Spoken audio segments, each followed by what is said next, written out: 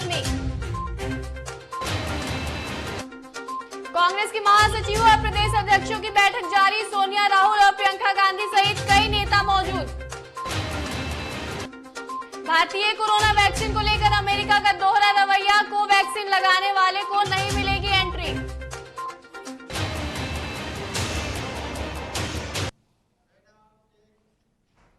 नमस्कार, आप देख रहे हैं DTV भारत और मैं हूं आपके साथ एकता। चलिए अब देखते हैं खबरें विस्तार से। प्रधानमंत्री नरेंद्र मोदी ने मंगलवार को कैबिनेट की बैठक बुलाई है। प्रधानमंत्री की अध्यक्षता में होने वाली केंद्रीय मंत्रिपरिषद की ये बैठक आज शाम 4 बजे से सुषमा सभागार में होगी। माफ कीजिएगा, सुषमा सभागार में होगी। इस बैठक में केंद्र सरकार के अलग अलग मंत्रालयों के कामकाज की समीक्षा की जाएगी। जानकारी के मुताबिक इस बैठक में प्रशासन और नीति से जुड़े मुद्दों पर चर्चा भी की जाएगी।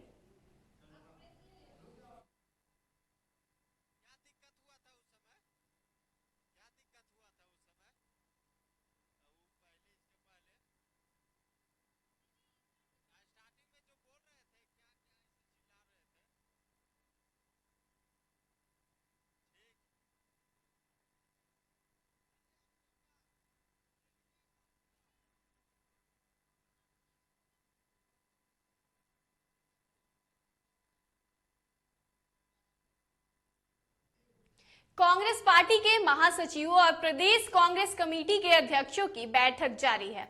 इस बैठक में कांग्रेस के अध्यक्ष सोनिया गांधी, राहुल गांधी और प्रियंका गांधी सहित कई नेता मौजूद हैं।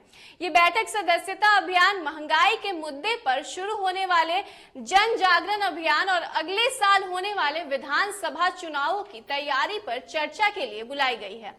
इसके अलावा इस बैठक में लोकसभा सांसद अधीर रंजन चौधरी और नवजोत सिंह सिद्धू भी शामिल हैं।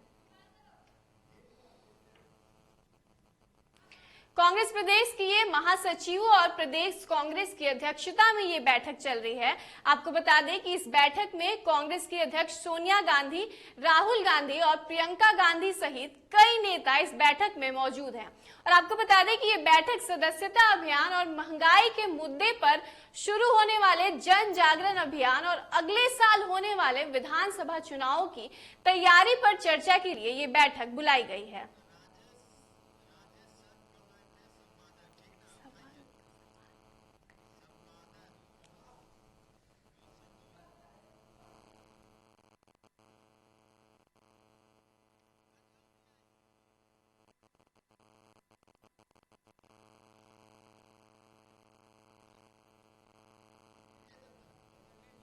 तो कांग्रेस पार्टी के महासचिवों और प्रदेश कांग्रेस कमेटी के अध्यक्ष की ये बैठक चल रही है। आपको बता दें कि इस बैठक में सोनिया गांधी, राहुल गांधी और प्रियंका गांधी सहित कई नेता मौजूद हैं।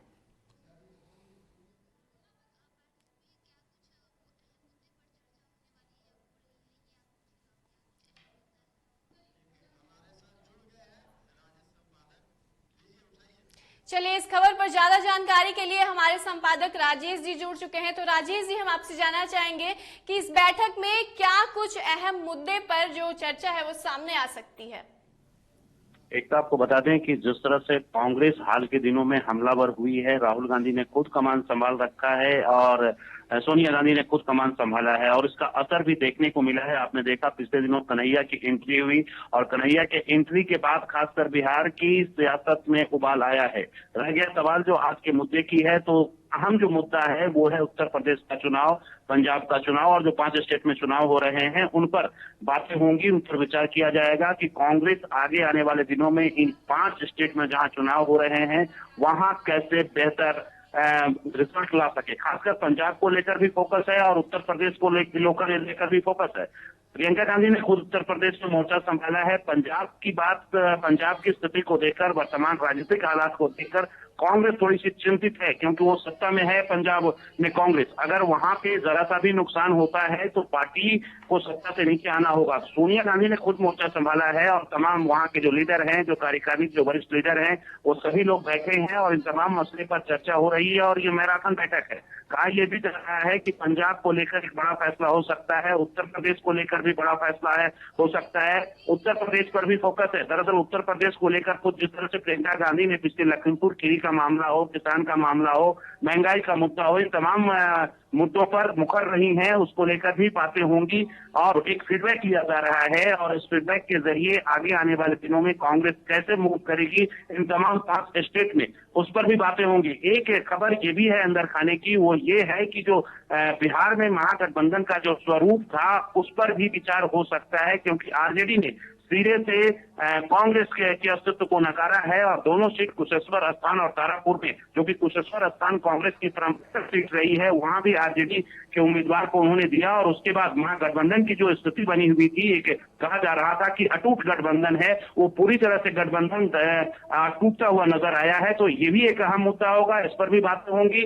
साथ ही साथ आगे आने वाले दिनों में खासकर महंगाई और किसान के मुद्दे पर केंद्र सरकार को कैसे घेरा जाए, इस पर भी बात होनी है। तो एक हमें लगता है कि 1-2 घंटे के अंदर जैसे ही बैठक खत्म होगी तो एक प्रेस कॉन्फ्रेंस का भी आयोजन किया जाएगा और उसके बाद कांग्रेस अपने आगे आने वाली रणनीति का भी खुलासा करेगी और कैसे केंद्र सरकार और स्टेट गवर्नमेंट जहां जहां चुनाव हो रहा है वहां की सरकार की विफलता को लेकर कैसे जनता के बीच में जाएगी, इन तमाम मुद्दों पर चर्चा होनी है और चर्चा फिलहाल अभी जारी है। 24 अक्बर रोड में बैठक चल रही है और इस बैठक के बाद उम्मीद की जानी चाहिए कि कांग्रेस आगे आने वाले दिनों में और भी हमलावर होगी। एक साथ जी, महंगाई के मुद्दे पर जो है जन जागरण अभियान तो चलाया जा रहा है, लेकिन और क्या कुछ ऐसे मुद्दे आ सकते हैं जिस पर की चर्चा भी की जा सकती है?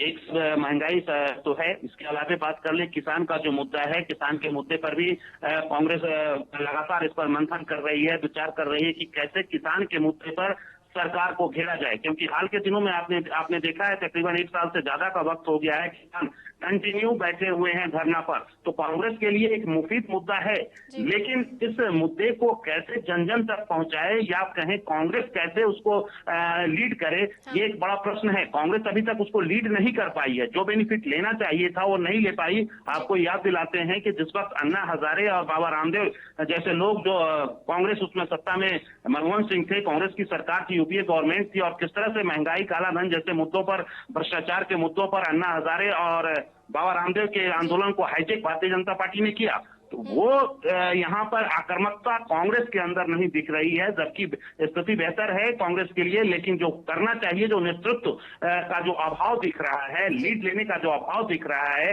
वो इसका फायदा भारतीय जनता पार्टी को मिल रही है। इस मुद्दे पर भी आज चर्चा होनी है, इस मुद्दे को भी आगे कैसे लिए जाया जाए, कैसे जनता के बीच में लिए जाया जाए। साथ साथ इस जहाँ 5 स्टेट में जो चुनाव हो रहे हैं मुद्दों को जनता के बीच में कैसे उभारा जाए और उनकी सहानुभूति कैसे ली जाए, ये एक बड़ा एजेंडा है आज के बैठक में। हालांकि इस बैठक के बाद कुछ और भी बैठक होना तय है आगे आने वाले दिनों में, खासकर 5 स्टेट के चुनाव को देखते हुए इस मुद्दे पर भी चर्चा होगी। लेकिन 2 अहम मुद्दे हैं, महंगाई एक अहम मुद्दा है, किसान का अहम मुद्दा है। इसके अलावा अगर बात कर लें तो निजीकरण का भी एक बड़ा मुद्दा हो सकता है। पिछले दिनों आपने देखा एयरलाइंस को बेचा गया, फिर रेलवे में को भी बेचने की तैयारी हो रही है, कुछ पार्ट को वहां बेचा भी गया है। तो ये तमाम ऐसे इशू हैं, उस तमाम मुद्दों पर बात होगी। साथ ही साथ जो केंद्र सरकार की जो एजेंसियां हैं जिस तरह से कार्य कर रही है उन पर भी सवाल उठेगा, सीबीआई ईडी का मसला है। तो ये तमाम ऐसे मसले हैं, इस पर कांग्रेस अपनी राय रखेगी। कांग्रेस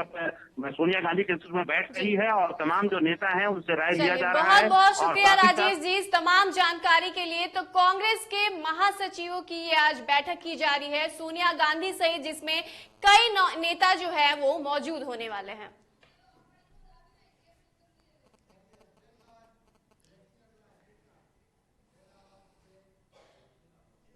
तो चलिए एक बड़ी खबर से आपको रूबरू करा दे रहे हैं। जम्मू कश्मीर से एक बड़ी खबर आ रही है, जहां बांदीपोरा के शुंबल में आतंकी हमला हुआ है। तो ये बड़ी खबर जम्मू कश्मीर से हम आपको बता रहे हैं, जहां सेना के काफिले पर ग्रेनेड फेंका गया है और सुरक्षा बलों को निशाना बनाकर ग्रेनेड से हमला किया गया है। तो ये बड़ी खबर जम्मू कश्मीर से आपको बता दें कि हमले में 6 लोग घायल हो चुके हैं।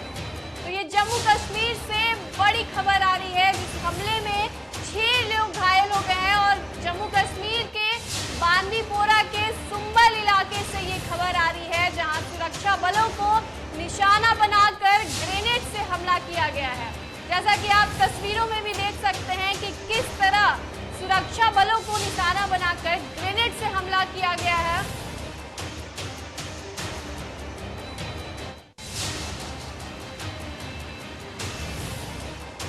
जम्मू कश्मीर से ये बड़ी खबर आ रही है, जहां के बांदीपोरा के सुंबल इलाके में एक बार फिर से आतंकी हमला सामने आया है और हमले में 6 लोग घायल बताए जा रहे हैं। आपको बता दें कि सुरक्षा बलों को निशाना बनाकर ये ग्रेनेड से हमला किया गया है। एक बार फिर से सुरक्षा बलों पर हमला बोला गया है और जम्मू कश्मीर से फिर एक बड़ी घटना सामने आई है, जहां इस हमले में 6 लोग गंभीर रूप से घायल बताए जा रहे हैं।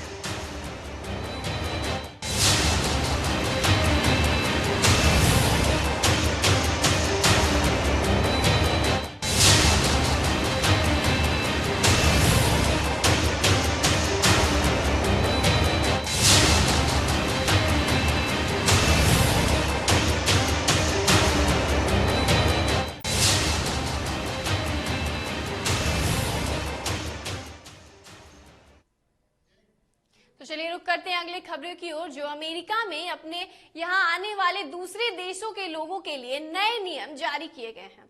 भारत के लिहाज से देखें तो इन नए नियमों में भारतीय कोवैक्सीन लगवाने वाले को अमेरिका में एंट्री नहीं मिलेगी। मार्च 2020 में भारत समेत 33 देशों में नागरिकों पर कोरोना के डर से अमेरिका ने पाबंदियां लगाई थी।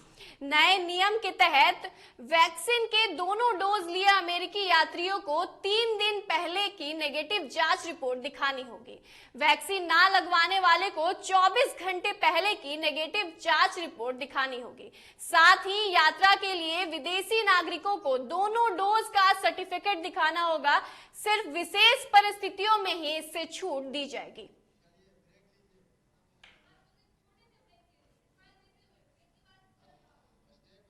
बिहार विधानसभा उपचुनाव को लेकर बिहार में सियासत तेज है। राजद और कांग्रेस आमने सामने हैं और एक दूसरे पर हमला बोलने से पीछे भी नहीं हट रहे। राजधानी पटना के इनकम टैक्स गोलंबर के पास कांग्रेस ने एक पोस्टर लगाया है। पोस्टर में लिखा गया है कि कांग्रेस के साथ नहीं तो आरजेडी किसके साथ। साथ ही कुशेश्वर स्थान सीट से कांग्रेस को समर्थन देने वाले 2 नेताओं की तस्वीर भी है। पहली तस्वीर जाप सुप्रीमो पप्पू यादव की, तो वहीं दूसरी तस्वीर छात्र जनशक्ति परिषद के राष्ट्रीय अध्यक्ष तेज प्रताप यादव की है। पोस्टर में पेपर का एक कटिंग भी लगाया गया है और उसमें लिखा गया है कि लालू बोले भक्त चरण दास भगचोनहर हइये है।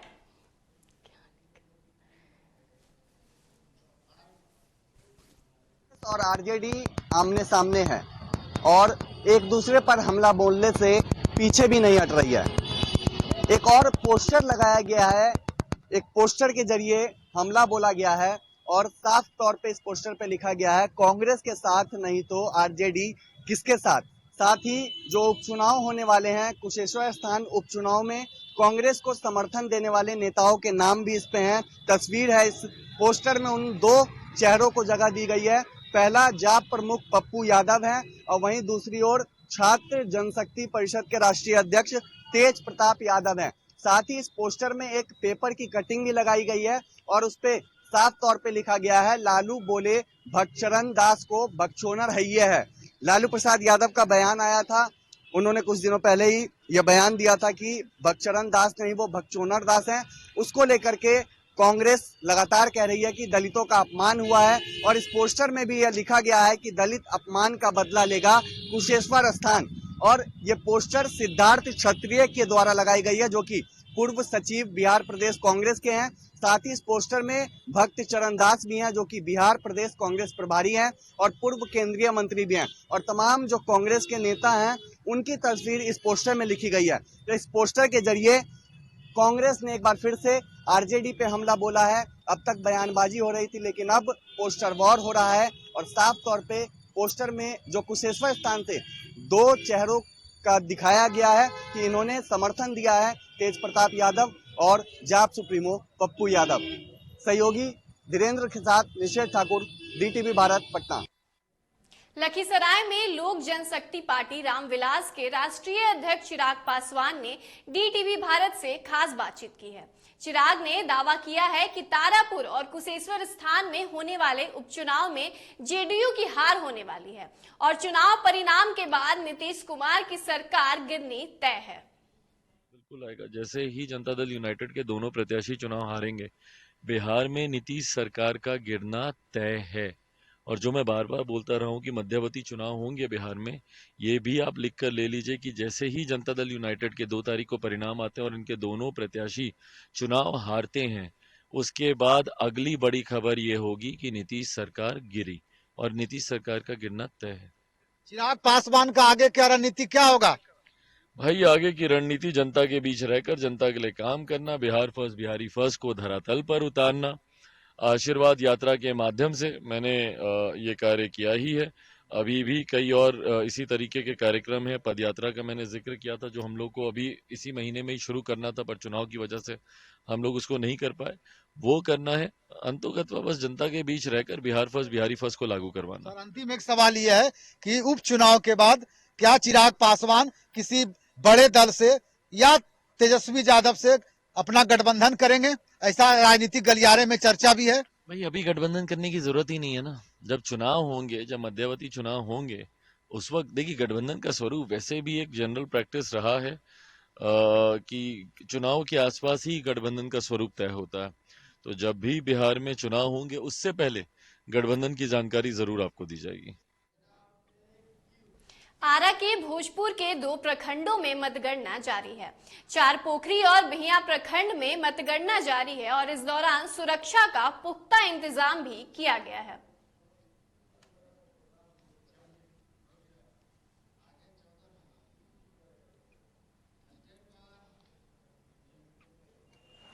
चिन्हित स्ट्रांग रूम के बाहर चले जाएं। स्ट्रांग रूम के बाहर। बक्सर में 5वें चरण में जिले के केसठ तथा नवानगर प्रखंड में पंचायतों के प्रत्याशियों के भाग्य का फैसला आज हो जाएगा। बाजार समिति परिसर में मतगणना को लेकर सभी सुरक्षा व्यवस्था की गई है और चप्पे चप्पे पर सीसीटीवी कैमरा और वीडियो रिकॉर्डिंग भी की जा रही है।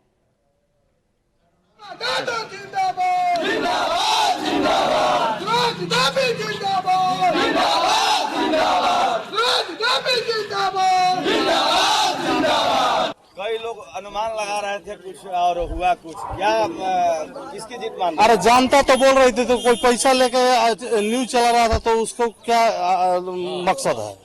जो पैसा पर बिक जाता है। अब नहीं, हम सबको नहीं कह रहे हैं भाई, आप लोग दुखाइएगा मत। अब चलाता है संदेश यही है कि गरीब को सेवा करने वाला, जनता को सेवा करने वाला को जनता चाहती है, जनता उसको बुलाती है, पुकारती है, जो हमेशा। मोतिहारी जिले के 3 प्रखंडों में मतगणना कार्य चल रहा है। आज 5339 प्रत्याशियों के भाग्य का फैसला होगा। पताही प्रखंड के बलुआ जुल्फेकाबाद पंचायत के मुसाफिर दास मुखिया पद पर जीत हासिल की है। वहीं डीएम ने मतगणना केंद्र का जायजा भी लिया है।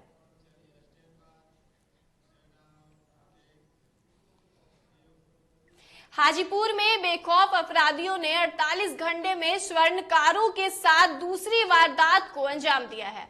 बताया जा रहा है कि पासवान चौक पर 3 बाइक पर सवार अपराधियों ने पटना के गहने खरीद कर समस्तीपुर के रोसड़ा जा रहे सोना चांदी दुकानदार को निशाना बनाया और करीब 30 लाख रुपए के चांदी के आभूषण की लूट की है।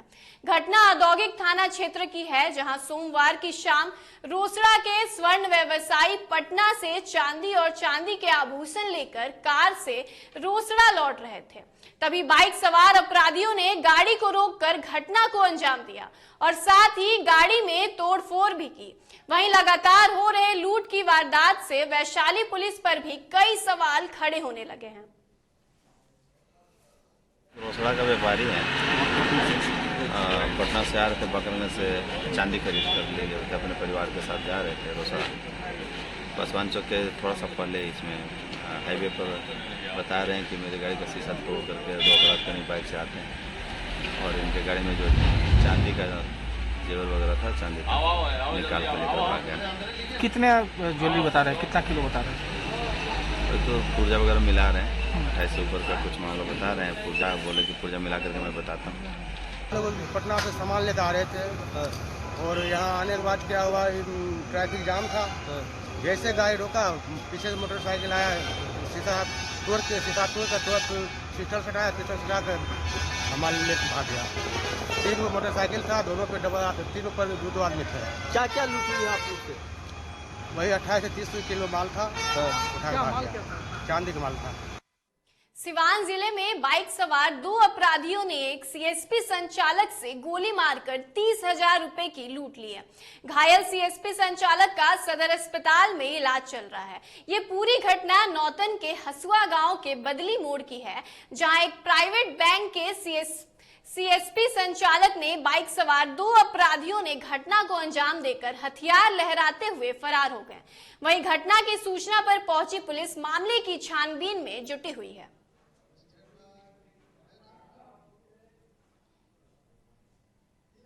सिवान में बस और ट्रक में जोरदार टक्कर हो गई। हादसे में एक व्यक्ति की मौत जबकि 4 लोग घायल हो गए हैं। घटना जिले के पचरुखी थाना क्षेत्र की है। बताया जा रहा है कि बालू से लदे ट्रक जसौली जा रही थी, तभी अनियंत्रित बस ट्रक में जोरदार टक्कर मार दी गई। सूचना के बाद मौके पर पुलिस ने दोनों क्षतिग्रस्त वाहनों को कब्जे में लेकर जांच में जुट गई है और सभी घायलों को इलाज के लिए सदर अस्पताल में भर्ती भी कराया गया है।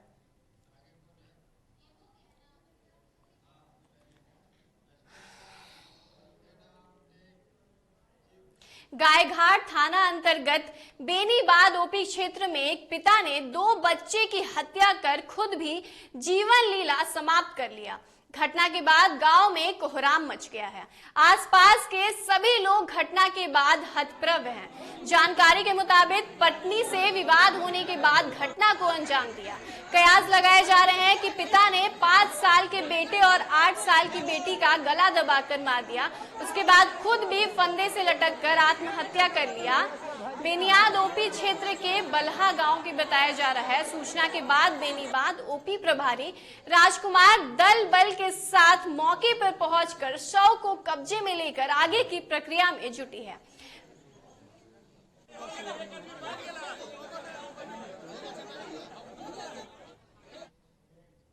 मोकामा प्रखंड के बरहपुर गांव में आज एक 60 वर्षीय वृद्ध की गंगा नदी में डूबकर मौत हो गई। ग्रामीणों के अनुसार राम स्वार्थ बिन नहाने के दौरान गहराई में चले गए और डूब गए। ग्रामीणों ने गोताखोर की मदद से शव की खोज शुरू कर दी है।